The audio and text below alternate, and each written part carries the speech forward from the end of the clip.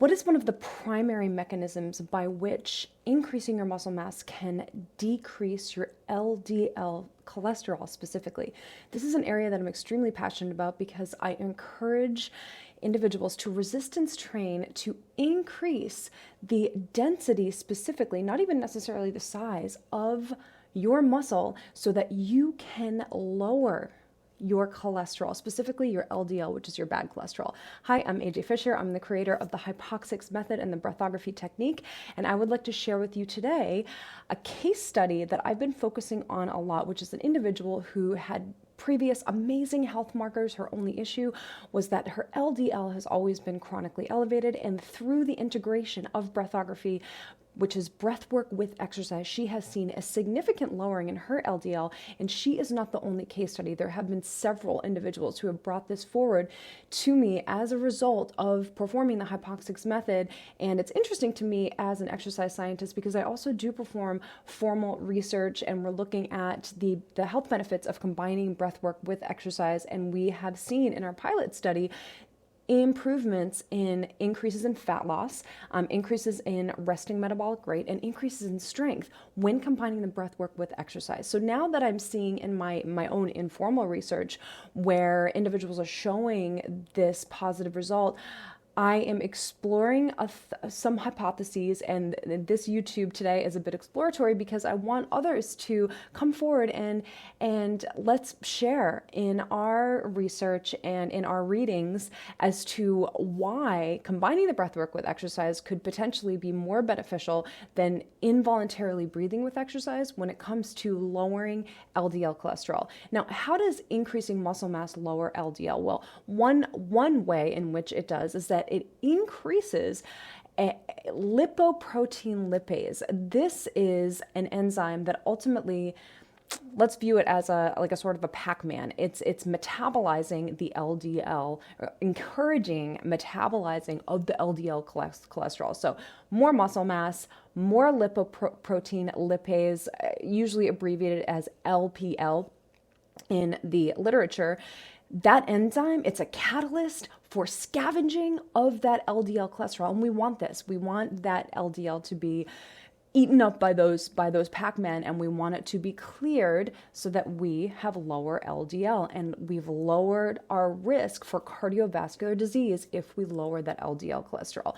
Now, it's really interesting because this individual who had, and this is part 3, by the way, there are previous, this is a long series because there's a lot of hypotheses as to how and why this could be working, but it's worth exploring because I think that we have something here, and it's amazing, and I want to spread the word because there are so many people who suffer with high LDL, and if we could simply combine controlled breathing with exercise, and that could be a potential mechanism of lowering LDL cholesterol, this is amazing. And so this woman in particular, she had fairly high LDL, and she lowered it almost 75% when combining the breath work with exercise using the breathography technique. Now, because we know that increasing muscle mass can lower LDL through the increase of lipoprotein lipase, well, she certainly, most likely, has improved her muscle mass. Now, or the density of the muscle tissue. Now, how and why we explored this in part 2, the previous video, we talked a lot about the autonomic nervous function and the possibility of just simply improving the heart rate variability as a means for improving body composition, but specifically taking the angle increasing muscle mass over time. Well, how does that work? Autonomic nervous system, we have our rest and digest, our relaxed state, and we have our fight or flight, our stress state. When you control your breathing, especially when you elongate the exhale like we do in the breathography technique, you're actually increasing the parasympathetic nervous system, which can help incite to feelings of calm during exercise, making us more focused and having a higher level of attentional control during exercise, which just helps us to visualize the muscle better, increase activation of the muscle. I go more into that in part 2 of the video. Today, I want to talk about one way in which we know that we can increase our muscle mass, which is increasing the metabolic stress. What is metabolic stress? Well, it's that burny feeling that you get in the muscles, and some of the mechanisms that underlie that burny feeling are increased hydrogen ions, increases in lactate, decreases in our blood pH, and local hypoxia of the tissue. So that's just hypoxia is lowering the oxygen. We do this a lot with the breath work. And additionally, increases in reactive oxygen species. So this is just free radicals. This has to do with the antioxidant system. Ultimately, we are increasing stress in the tissue. Now, why would potentially combining this breath work with exercise increase the metabolic stress even more? Well, for one, in the breathography technique, and this is the technique that was applied over 12 weeks at the university in the pilot study, we are increasing levels of hypoxia in the body. It's not dangerous hypoxia, it's just that mild hypoxia that we do see in altitude training. So we're seeing blood oxygen levels of 80-85%. That is a stressor in itself. In fact, a lot of research has shown, hypoxic training research, that when strength training in hypoxia, we do see increases in muscle mass and in strength versus training in normoxia, which is at normal room oxygen. Now, this is interesting because we do see increased metabolic stress when training in hypoxia, one of the ways in which we are increasing muscle mass. And we also see increased recruitment of type 2 fast twitch muscle fibers. Those are the bigger muscle fibers that have a larger effect in when activated, increasing muscle mass over time. And also, because they're bigger, they just have a bigger surface area. They have more effect on blood glucose control, insulin sensitivity, all the things that are also going to help lower our cholesterol, because the lower blood glucose, increasing that fast twitch type 2 muscle fiber, also is correlated with lower LDL cholesterol. So the reason I'm bringing up hypoxia as one of the areas of metabolic stress in the muscle tissue is because breathography is, over the course of 8 weeks, is slightly lowering the blood oxygen as you are training. Now, some train with local hypoxia, with blood flow restriction training, where they just tie a band around the muscle. And we certainly do see in research, and also anecdotally, we do see increases in muscle mass with the local hypoxia. With systemic hypoxia, we also do see the increases in muscle mass. And so there's the research in intermittent hypoxic training for sure, altitude training, all of those, the decades of research that support that. So I bring that up as a potential angle of metabolic stress in the muscle and increasing that hypoxia in the body, because we are seeing those levels of hypoxia with the breathography technique. Additionally, when you slow your breathing down with moderate to high intensity exercise, you also increase levels of lactate more quickly. Now, I know lactate has a bad reputation. Oh, why would I want to increase lactate in my body? Well, it is a metabolic stressor, meaning our body does adapt to it, and we do see correlations between intensity of exercise and lactate. One of the components that is increased in the body when we see metabolic stress, which is associated with greater muscle mass, is lactate. Now, Dr. Xavier Warrens, the French physiologist who's done a lot of research on slowing breathing down in conjunction with exercise or even performing short breath retentions, they do see increases in lactate in the body, and the body does adapt to that with improved muscle buffering capacity and several other areas. Now, is there specific research on slowing the breath down and increasing lactate and looking at the before and after of muscle mass particularly?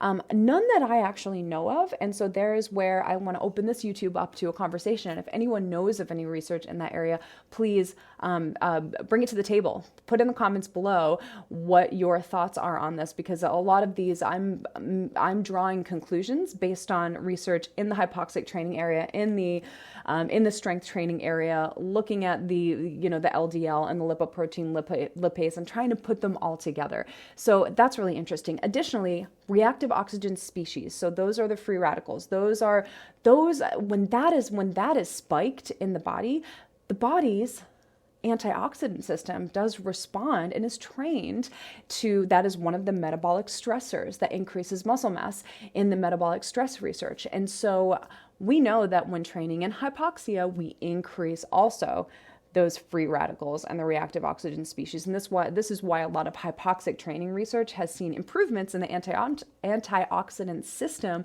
because the antioxidants need to upregulate or increase their activity to respond to the increased free radicals in the body from training hypoxically. So there's another hypothesis as to how and why we would increase muscle mass, which would then lower our LDL when using the breathography technique, which is taking you through progressive levels of hypoxia over 8 weeks and potentially increasing activity of those reactive oxygen species, those free radicals, that then the antioxidant system needs to respond positively to. We also know that we're increasing levels of carbon dioxide in the body. I'm actually about to record another YouTube where I take out my awesome capnometer, this amazing Cap-No-Go. Peter Litchfield, amazing work, has devoted his whole life to looking at carbon dioxide levels in the body in conjunction with a variety of training protocols. And so that's in another video. So check out the Cap-No trainer. I'm about to do a video on that. Those increased carbon dioxide levels in the body, I talked about this in a previous video. That's increasing blood flow to the muscle. That potentially could be another mechanism by which the muscle mass is increased and the LDL is lowered. But today's focus is mostly on potentially how breathography could be increasing metabolic stress in the muscle, which could be a mechanism by which that muscle is improved over the period of 8 to 12 weeks and the LDL is lowered. If anyone has comments on any of these hypotheses that I brought forward today, please bring them to the table, because my main goal with these videos is to share what I found and also open up the conversation for all of us to be scientists and other individuals to bring thoughts to the table. Because again, I'm an artist first. I moved to New York to be on Broadway. I was a dancer and a singer. Then I got my degrees in exercise science, and now this amazing research in breathwork and exercise and hypoxia. I love it. It's amazing. That being said, I'm always an artist first, and I'm bringing together, I'm drawing conclusions, I'm making inferences based on what I see when I read my pocket of literature and the anecdotes that I've had. But there are many thousands of individuals out there who are probably interested in the same areas of exercise science that I'm interested in. You've read different studies and you have drawn different conclusions, and I would love to hear from you. So please come on in. I also have a free community, hypoxix.fitness. That's hypoxix.fitness. And there I do have a free community.